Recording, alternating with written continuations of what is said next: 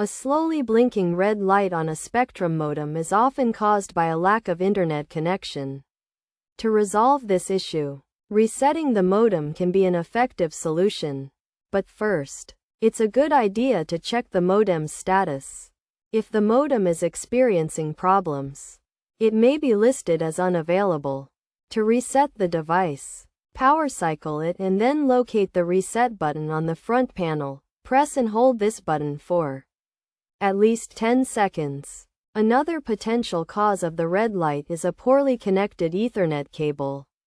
A loose or damaged cable can lead to internet connection issues, resulting in the red alert light.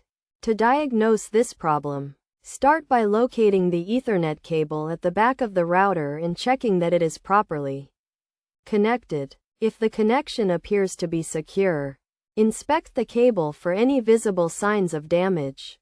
Try using the cable with another device to test its functionality. If it doesn't work, it may be necessary to replace it.